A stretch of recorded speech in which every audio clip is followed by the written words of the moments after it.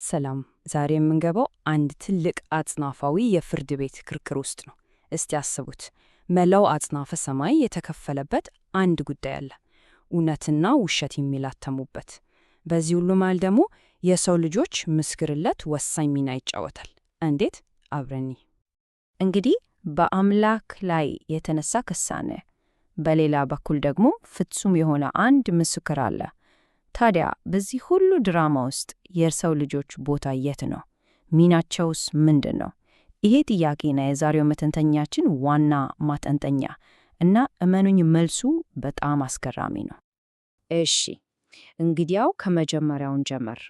የዚህ ሁሉ ነገር መነሻ የሰይጣን አጽናፈ ሰማያዊ ውሸት ወይም ታላቁ ክስ ከየት መጣ? በቃ የክርክሩ ዋና ነጥብ ይሄ ነው። በጣም ግልጽ ነው። አምላክ ሕጌን ጠብቃችሁ በሕይወት ኖሩ ይላል። ሰይጣን ደግሞ ኧረ በፍጹም ፍጡራን ይህንን ሕግ ልትጠብቁት አይችሉም በማለት ይከራከራል። አስቡት፣ የአጽናፈ ሰማይ ዕጣ ፈንታ በዚች ነጥብ ላይ ነው የተንጠለጠለው። ታዲያ ይህ ክስ ከየት መጣ? ከትዕቢት ነዋ። በኢሳይያስ ላይ እንደተጻፈው ወደ ሰማይ አርጋለሁ፣ ራሴን ከልዑሉ ጋር አስተካክላለሁ ይላል። ነገሩ አለው እዚህ ላይ ነው፣ ከልዑሉ ጋር እኩል የመሆን ምኞት። ይህ ዓመት ነው የሁሉንም ነገር እሳት የለኮሰው። እናም የዚህ ዓመት ውጤት በጣም ከባድ ነበር። ወደ ሲኦል ተጣለ። ነገር ግን ታሪኩ እዚህ ላይ አላበቃም። ይባስ ብሎ ከዚያ በኋላ የአምላክን ፍትሕ ያለማቋረጥ የሚሞገት የማይተክት ከሳሽ ሆነ። እሽ ክሱ ቀርቧል። አሁን ደግሞ ለመከላከያው ማስረጃ ጊዜው ነው። የመጀመሪያው እና ከሁሉም በላይ ወሳኙ ማስረጃ ኢየሱስ። በኩራት የሚለውን ቃል እስቲ እንመልከት። በኩራት ማለት ልክ አንድ ገበሬ ከመከሩ ሁሉ በፊት የምትደርስለትን የመጀመሪያዋን ፍሬ እንደሚያይ ነው። ያቺ ፍሬ የመላው መከሩን ተስፋና ጥራት ነው የምታሳየው። ኢየሱስም ልክ እንደዛው ነው።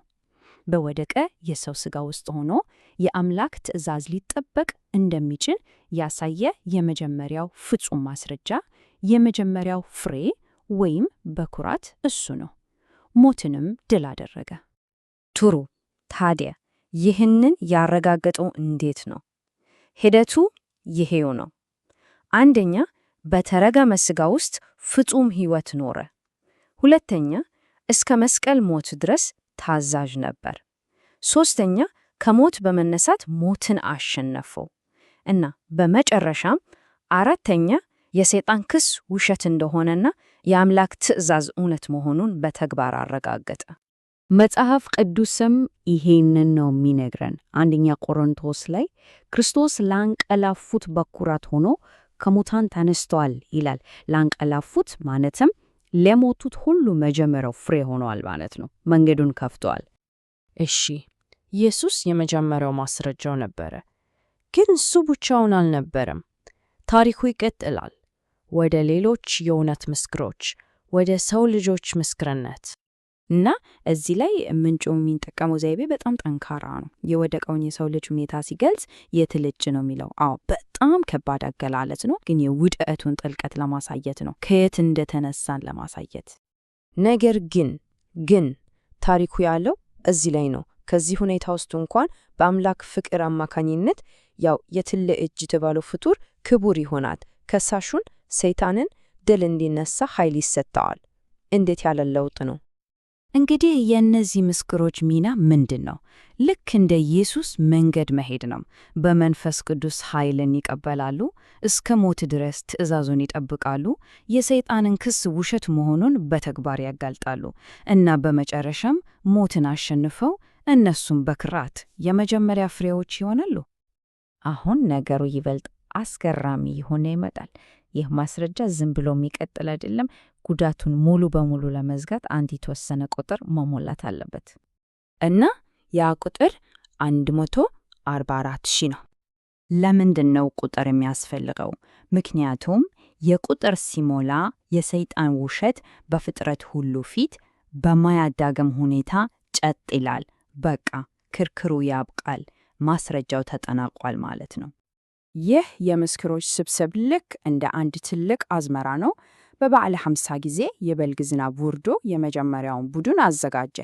ከዚያም በቤተ ክርስቲያን ዘመን ሁሉ ምስክሮች ምስክርነታቸውን ሲሰጡ ቆይቷል እና በመጨረሻው የመከር ዝናብ መጥቶ የመጨረሻዎቹን ምስክሮች ያዘጋጃል። ያኔ ቁጥሩ ይሞላል፣ አዝመራው ይጠናቀቃል። እንግዲህ ቁጥሩ ሞልቷል፣ ማስረጃው ተጠናቋል። አሁን የቀረው ምንድን ነው? የመጨረሻው ድል እና የፍርዱ መሰጠት። እና ፍርዱ ሲሰጥ ልዩነቱ እንደ ሰማይና ምድር ነው። ለሰይጣን ከሰማይ መቅጣል፣ በመስቀል ላይ መሸነፍ እና በመጨረሻም በጥልቁ ለ1000 ዓመታት መታሰር ነው። ለምስክሮቹስ የ1000 ዓመቱን መንግሥት መውረስ እና የአምላክ ልጆች መሆናቸው መረጋጋት ነው። እንዴት ያለ ልዩነት ነው! እንዴት አሸነፉ ብለን ብንጠይቅ ራእይ 12 ላይ መልሱ አለ። እነርሱም ከበጉ ደም የተነሳ ከምስክራቸውም ቃል የተነሳ ድል ነሱት ይላል። ሌላም አለ፣ ነፍሳቸውንም እስከ ሞት ድረስ አልወደዱም። ድሉ የተገኘው በዚህ መንገድ ነው። ፍርዱ የታተመው በዚህ መስቀርነት ነው። እንግዲህ የነዛ ምስክሮች ምስክርነት ያኔ የመጨረሻውን አጽናፋዊ ፍርድ ማተም ከቻለ አንድ ጥያቄ እዚህ ላይ ይነሳል። የዛሬው ምስክርነትስ ኃይሉ ምን ያህል ነው? በዚህ ጥያቄ ላይ እንድናሰላስል የጋበዝኩ የዛሬው መተንተኛችንን እዚህ ላይ እደመድማለሁ።